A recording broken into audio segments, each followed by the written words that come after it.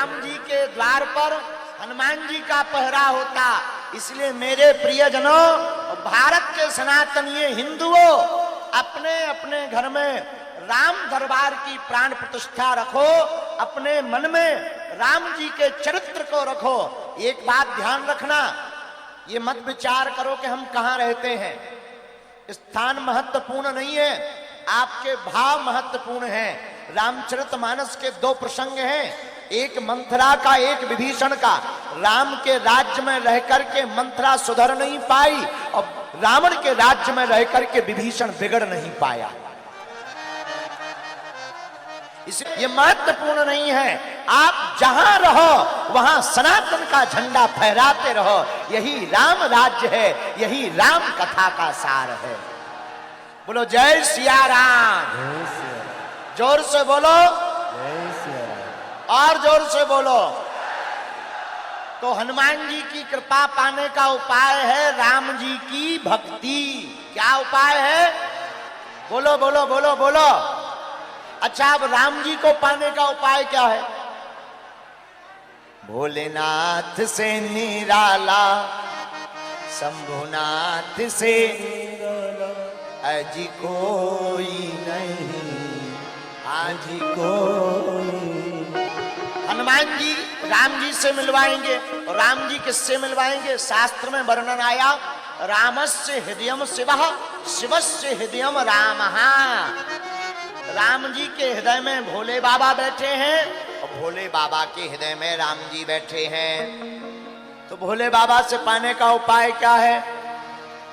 भोले बाबा के गुणानुवादों को सुनो, गुणों को सुनो, भगवान भोले बाबा के श्रृंगारों का वर्णन सुनो, श्रृंगार को जीवन में उतारो। देखो, एक बात बताओ, ज्योतिर्लिंग कितने हैं? जोर से बोलो। पहले बैठ जाओ। अच्छा बैठ जाओ, पीछे वालों को दिक्कत हो रही, बैठ जाओ। हम 3 तक गिनेंगे, 1 2 और जय 3। हाँ, झारखंड वाले होते बहुत बढ़िया हैं। जय श्री राम। तो बताओ ज्योतिर्लिंग कितने हैं? राशियां कितनी होती हैं? 12। कितनी? 12। बोलो बोलो। 12। अच्छा, अधिक मास का महीना ना रहे तो महीना कितने होते हैं? 12। अब हम आपको आज भोले बाबा के 12 श्रृंगार बताएंगे। कितने? 12।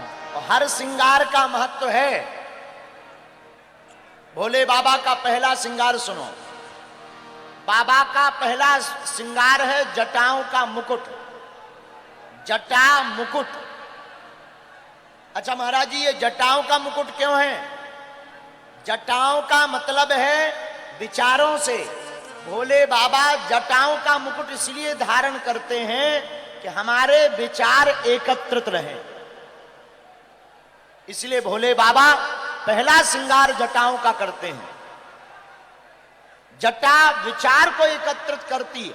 विचार का संबंध भी सिर से है, जटाओं का संबंध भी सिर से है। लेकिन जो अपने बालों को एकत्रित कर लेते हैं लेकिन विचार को एकत्रित नहीं कर पाते, उनकी जटा बनाना व्यर्थ हो जाता है। और जिनके विचार एक होकर के राममय हो जाते हैं, वही जटाधारी कहलाता है। तो भोले बाबा का पहला श्रृंगार है जटाएं। क्या है? बोलो बोलो बोलो।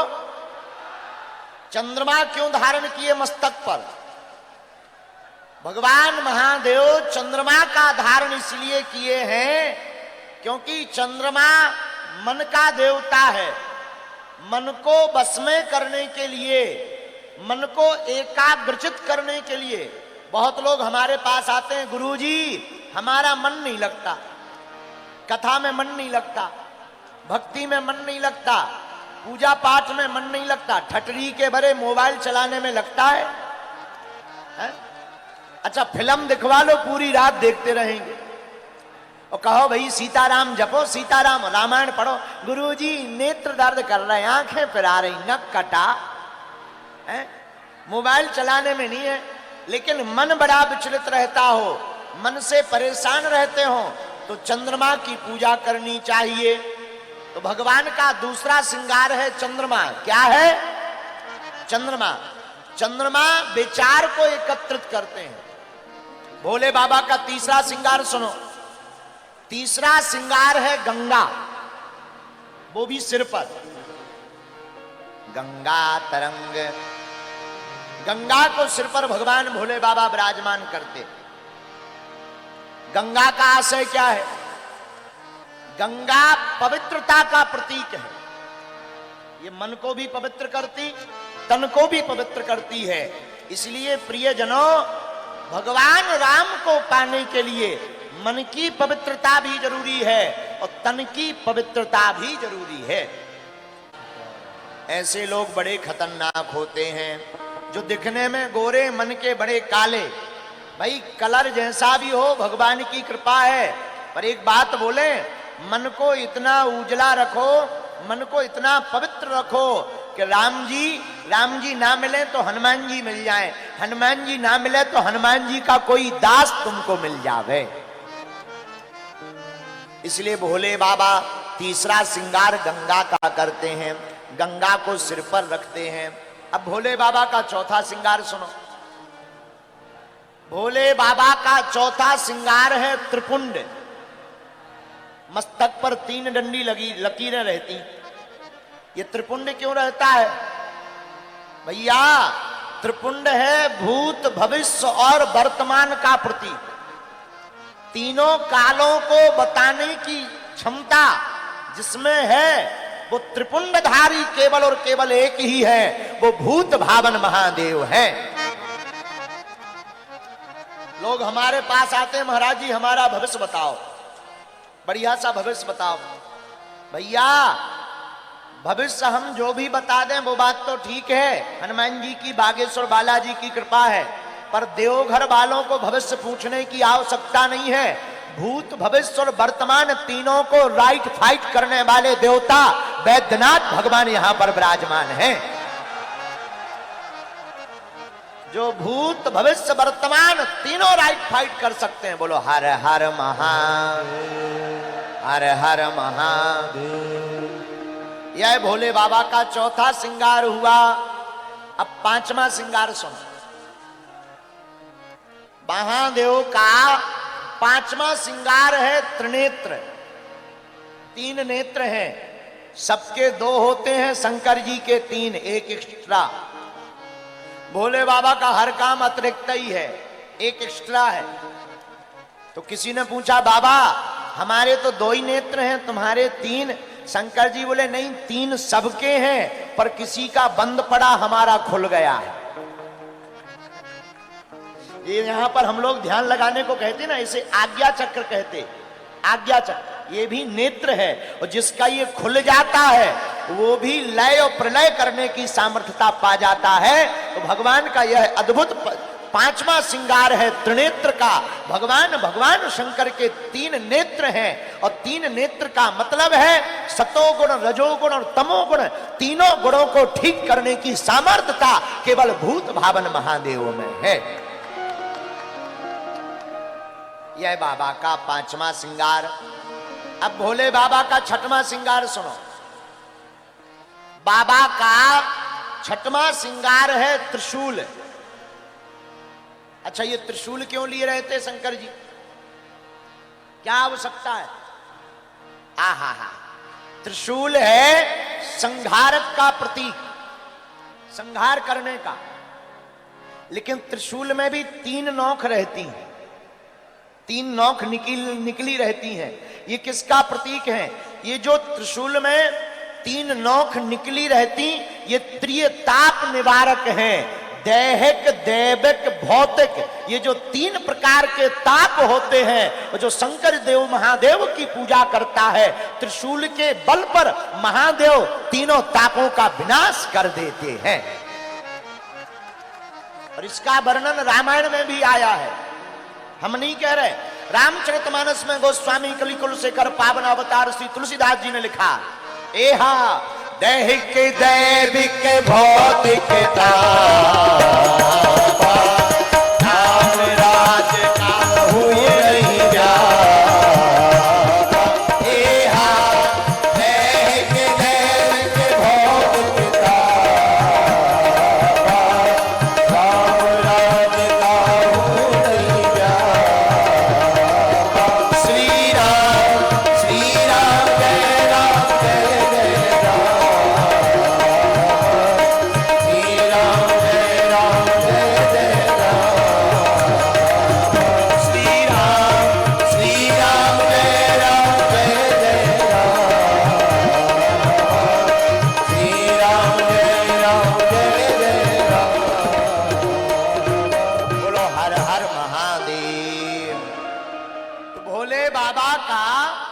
छठवां श्रृंगार है वो बड़ा प्यारा है।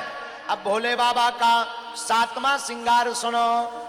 बाबा का सातवां श्रृंगार है भस्म। क्या है? यूं मान के चलो कैलाश पर्वत का पाउडर।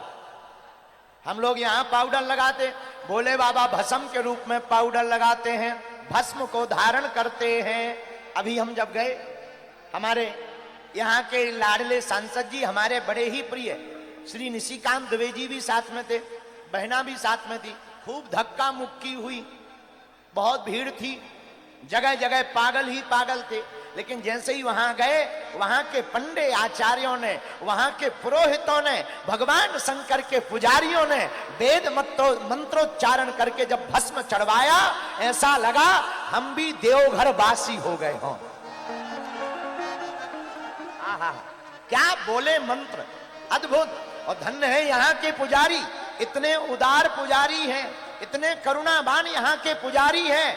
पूरी भस्म भगवान शंकर पर डलवा दी। महाराज पूरी डालो। हम तो कम डाल रहे थे क्योंकि हम कंजूस हैं, लेकिन उन्होंने कहा नहीं नहीं पूरी डालो। हमने भी पूरी लाई। हारा हारा मोरे।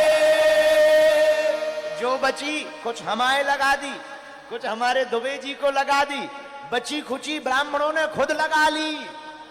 ऐसा नजारा था मंदिर के अंदर मानो सब राम जी के बंदर।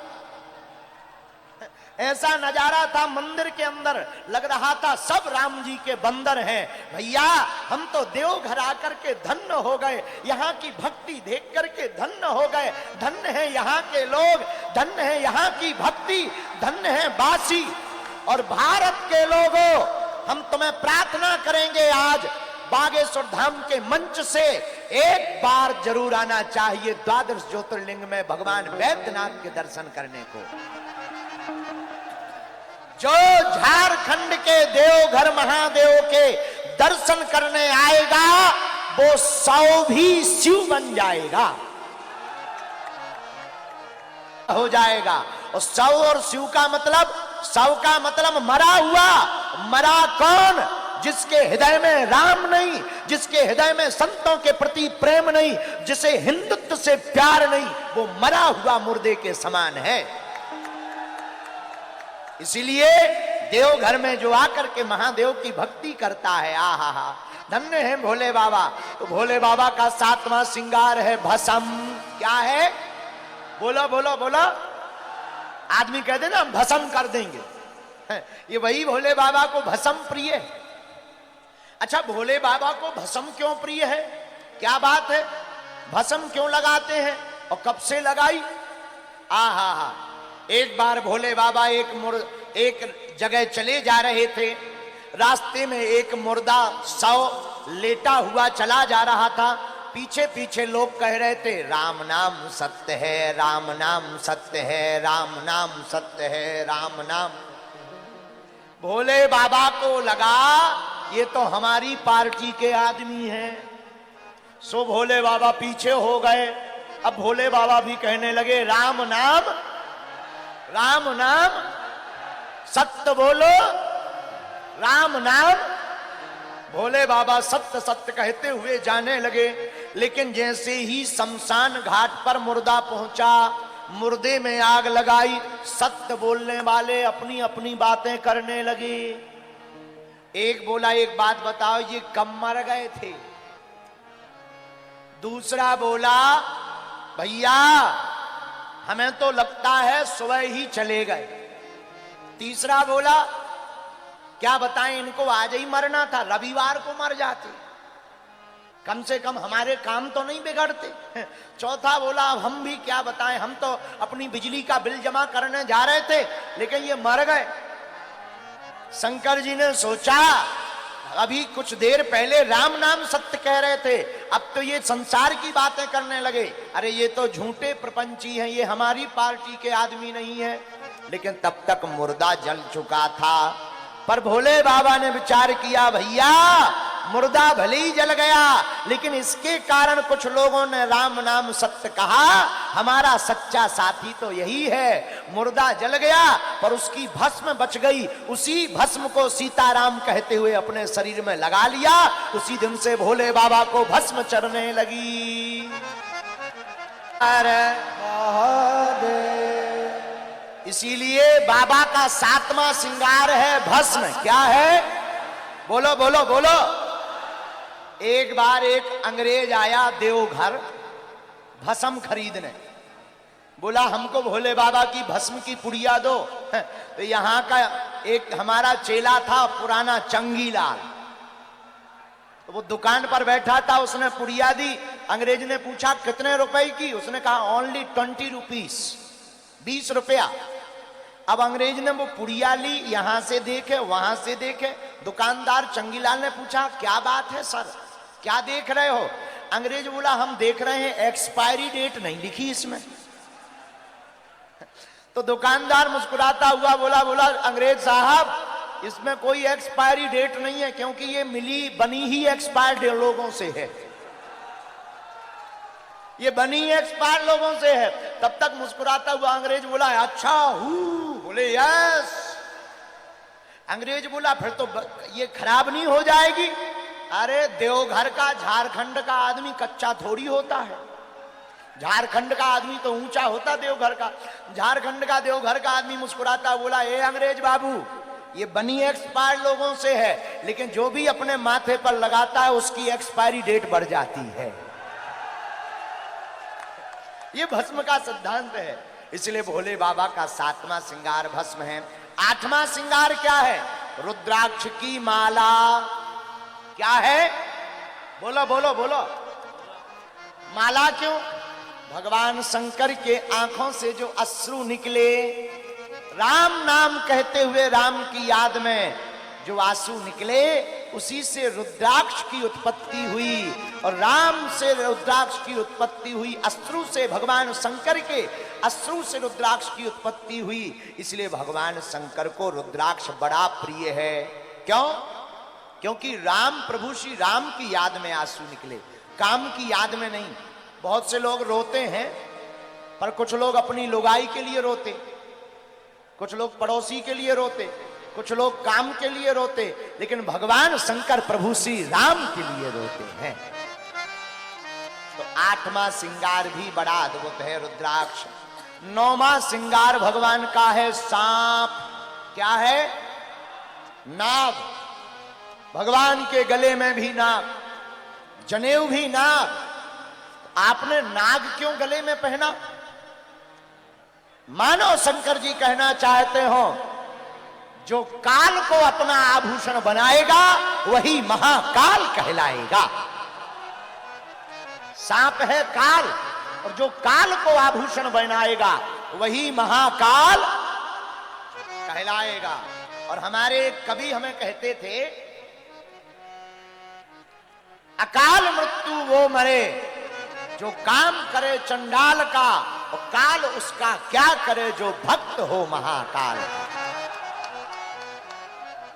तो भगवान शंकर का यह 9वां श्रृंगार है सांप। 10वां श्रृंगार, 10वां आभूषण के रूप में भगवान जो वाहन धारण करते हैं, जिस वाहन पर विराजते हैं, वो है नंदी। कौन है? नंदी बैल। अच्छा, नंदी बैल पर क्यों बैठते? बैल है धर्म, भगवान शंकर धर्म पर विराजमान होते हैं। मेरे पागलों, जो धर्म के साथ चलेगा वही भगवान शंकर का सच्चा भक्त कहलाएगा। बोलो हर हर। 11वां श्रृंगार है डमरू। क्या है? डमरू। भगवान डमरू को हाथ में लेकर के अनाहत नाद को छेड़ते हैं। डमरू का अनाहत नाद से 14 सूत्र प्रकट भय। आई वर्ण ऋण लित, ये भगवान शंकर की डमरू से सूत्र प्रकट भय। तंत्र भी भगवान शंकर की डमरू से प्रकट भया, मंत्र भी भगवान शंकर की डमरू से प्रकट भय।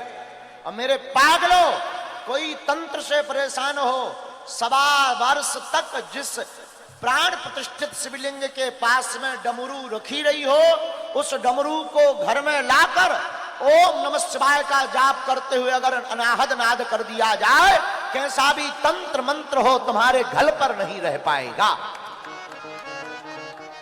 बोलो हर हर महादेव। यह भगवान का 11वां श्रृंगार। अब भोले बाबा का 12वां श्रृंगार क्या है? भोले बाबा का 12वां श्रृंगार है व्याघ्र चर्म। व्याघ्र चर्म का मतलब बोलो, बाघ का चर्म, उस पर भगवान विराजते हैं। बाघ के चर्म पर भगवान भोले बाबा क्यों बैठते हैं?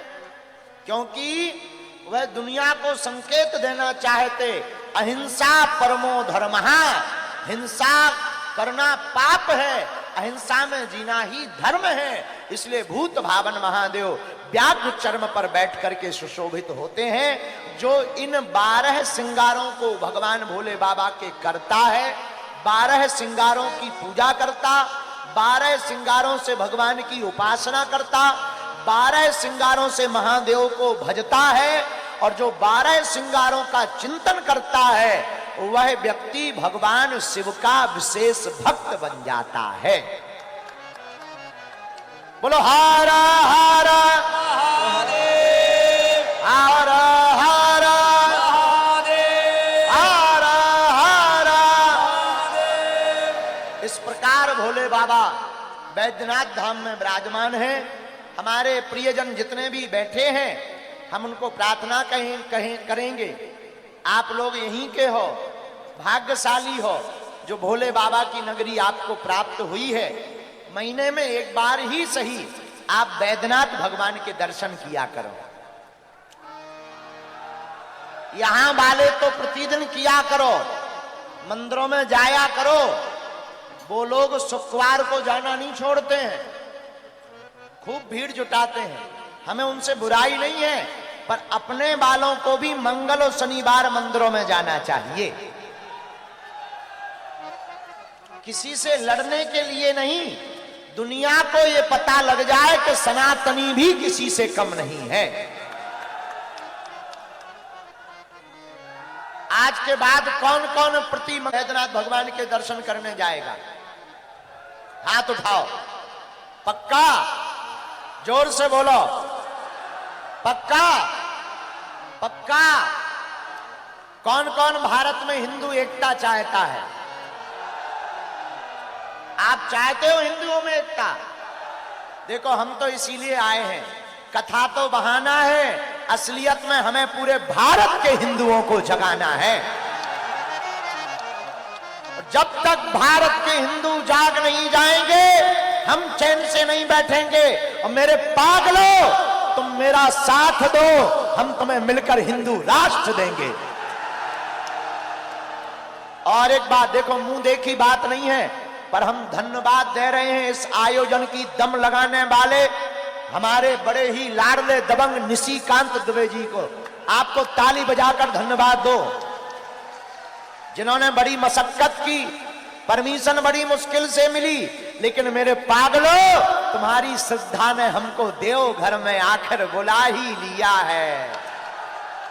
अब हम आ गए तो जाने वाले नहीं हैं, तुम्हारे हृदय में ही है बालाजी। हम तुम्हारे साथ हैं और तुम्हें घबराना नहीं है। झारखंड में भी भारत हिंदुत्व का, सनातन हिंदुत्व का परचम लहराना है। कौन अगर कोई संतों का विरोध करेगा तो ठटरी कौन कौन बारेगा? अगर कोई हमारे भोले भाले हिंदुओं का धर्मांतरण करवाएगा तो ठटरी कौन कौन बारेगा? पक्का की कच्चा, जोश में की होश में, किसी के बहकावे में तो नहीं आओगे, चमत्कारों के चक्कर में तो नहीं पड़ोगे, हली उल्लाह वालों के पास तो नहीं जाओगे। पक्का? पक्का? पक्का? तो जाओ, हम भी वचन दे रहे, जो हनुमान जी ने हमें सिद्धि या चूरन चटनी दी है, आज से तुम्हारी समस्या तुम्हारी नहीं है, हमारे बागेश्वर बालाजी की है। जितने भी लोग आज कथा में दोनों तीनों पंडालों में आए हैं, प्रांगण में खड़े हैं, इस तरफ धूप में खड़े हैं, बड़ी श्रद्धा के साथ बैठे हैं। जाओ, हम अपने बालाजी के चरणों में जो सन्यासी बाबा की सिद्धियां हैं, जो दादा गुरुजी का प्रताप है और जिसके बल पर हमने धर्म विरोधियों की ठटरी बारी है, जाओ, आज से तुम्हारे घर में जय जयकार होने लगेगी। बोलो हारा हारा। अब हम सामूहिक अर्जी लगा। अच्छा, जीवन भर के लिए बागेश्वर बालाजी से कौन कौन जुड़ना चाहता?